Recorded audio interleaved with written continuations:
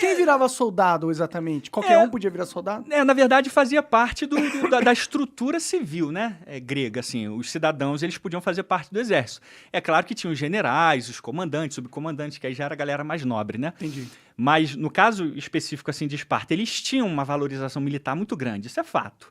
Eles eram treinados, eles eram talvez mais treinados do que os outros gregos. Ah, entendi. Então tem um fundinho de verdade aí. Tem, mas aí que tá o ponto. Isso não fazia com que os espartanos fossem corajosos. Tem vários estudos que mostram que os espartanos eles treinavam muito por causa do medo.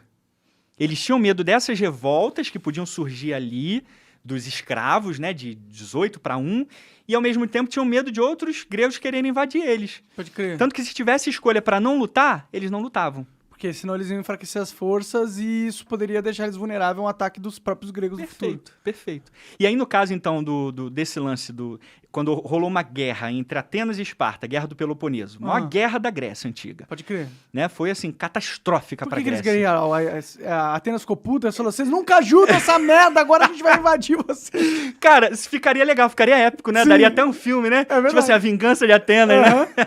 Mas não foi assim, não. Na verdade, foi o oposto. Atenas se tornou muito poderosa porque justamente Atenas era a única que ia pro pau contra os persas.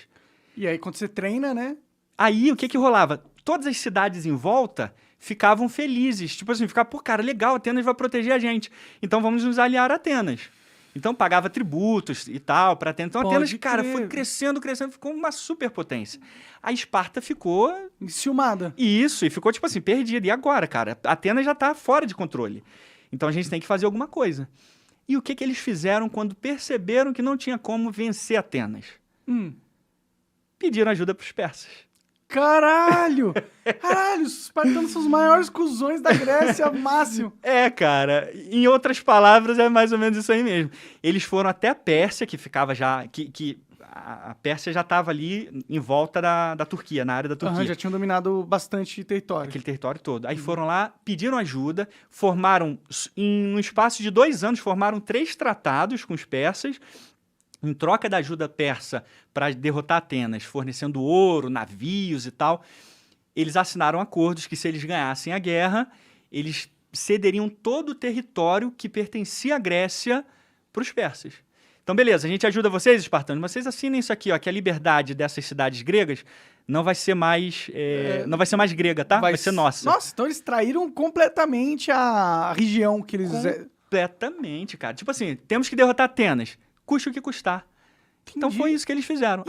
E aí venceram a guerra, de fato. Eles ganharam? A Esparta ganhou? Ganhou, cara. Porque assim, Atenas sozinha teve que lidar contra o Império Persa e contra a Esparta, cara. Pode crer. Então assim, eles ainda tiveram uma peste, que 1/3 da população morreu. Nossa. Então assim... azar do cacete também. Foi uma série de fatores que arrebentaram, mas Atenas ganhou a maior parte das batalhas.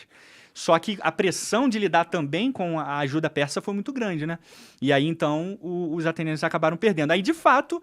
A Pérsia ficou com o território todo da Turquia ali, todas as cidades gregas ficou com a Pérsia, e Esparta ficou com Atenas. Isso, aí Esparta se tornou a potência hegemônica, né? Da Grécia, se tornou a superpotência da Grécia, porque Atenas tinha sido derrotado. E aí a vingança, cara, veio em 370, aproximadamente 370, 379 a.C., com a vingança de Tebas, cara. Uma cidade pequena, assim, que sempre foi meio significante, derrotou os espartanos. Tipo assim, trucidou, pisou completamente nos espartanos. Matou, assim, 90% da força militar de Esparta.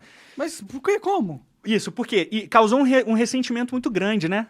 Na Grécia. Traído... Faz sentido, né? Causou um ressentimento muito grande. Então, tipo assim, todo mundo começou a conversar entre si, né? Não, a gente tem que lidar com isso aí, ó, Esparta, traidor e tal.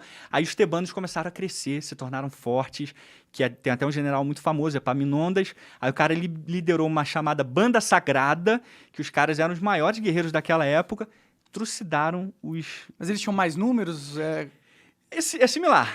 né? Entendi. Similar, vamos colocar assim, nada mais, nada menos. Mas eles desenvolveram uma tática oblíqua, uma falange chamada falange oblíqua, que era tipo assim, uma falange que não era só reta, como os gregos faziam. Era uma falange que abria uma orelha, assim, cara. Então, eles engalfinhavam literalmente o exército Cercava, inimigo, entendi. usando terreno e tal. Então, eles criaram essa técnica nova, né? Posicionamento de exército, então, foi a revolução aí nesse caso. Foi a revolução aí.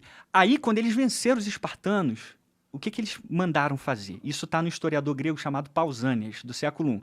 Ele disse assim, Pausanias, vamos fazer o seguinte, os espartanos perderam pra gente. Eles estão pedindo para enterrar os mortos deles, não estão? Não vamos deixar. Não vamos deixar? Aí por que não vamos deixar?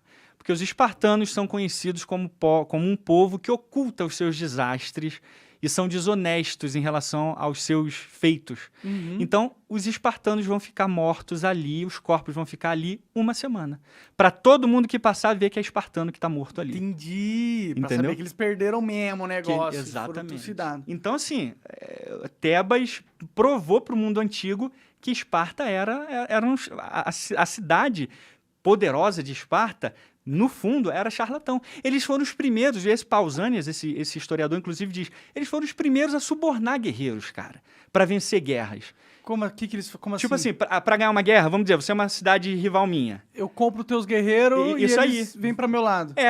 Você me dá a vitória, eu pago pra você, você influencia teu exército lá e a gente ganha, e a gente sai como vencedor. Pode crer. Ninguém na Grécia Antiga fazia isso. Os espartanos foram os primeiros a fazer isso, e esse Pausanias, esse historiador grego, conta isso. Caralho, Então, eles cara, não tinham ética nenhuma de guerra. Nenhuma. Eles eram os maiores, tipo, eu vou me aproveitar de qualquer brecha que tiver e foda-se. Exatamente, cara. Tanto que tinha até uma fala naquela época, o que é melhor pra Esparta. Os caras só pensavam neles. Então esse lance de liberdade, cara, que a gente vê no filme é fake news. total. Caralho, Então Hollywood assim, acabou, tipo, Hollywood ajudou os caras mais cuzão da história a ainda hoje ficarem como os bons moços da isso, parada. cara. E aí quando você vê os coaches falando sobre espartanos, cara, sobre a garra espartana, a honra de lutar até o fim, de não recuar. Pô, teve numa batalha nessa guerra do Peloponeso mesmo, que os espartanos foram derrotados, os atenienses fizeram cerca de 700 guerreiros espartanos prisioneiros, aí os caras pagaram para ser libertos. Então, que história é essa que espartano vai lutar até o fim? Entendi. Entendeu? Pagaram. Não, tá bom, a gente paga ouro pra vocês, ou prata, e vocês libertam a gente, tá bom? De boa? Ah, tá bom, beleza. Pronto. Então não tem essa de lutar até o fim, pela honra de Esparta, que nada, Os cara. caras eram uma covardão. Era um Caralho, covardão. cara, interessante, explodiu minha mente nesse sentido, cara. Eu agora percebo com nada a ver é esse filme, né? E o segundo filme é horrível também. Putz, Né? o segundo, cara. Pelo menos o segundo. Não, e detalhe, E o segundo é o seguinte: fala sobre a cidade grega mais importante, que era Atenas, né? De fato, se você tem que pensar em uma cidade grega que mudou o mundo ocidental, né? Você tem que pensar em Atenas, cara. Pode crer. Né? Atenas foi o centro de tudo ali, né? Que quando surgiu a democracia, a filosofia, a matemática ocidental, tudo, né? Pô, e o nome do filme fala sobre os atenienses, o nome do filme, 300. Pô, cara, né? Até isso, né? Pode crer. Beleza, vamos contar a história de Atenas, mas o nome do filme vai ser 300, tá?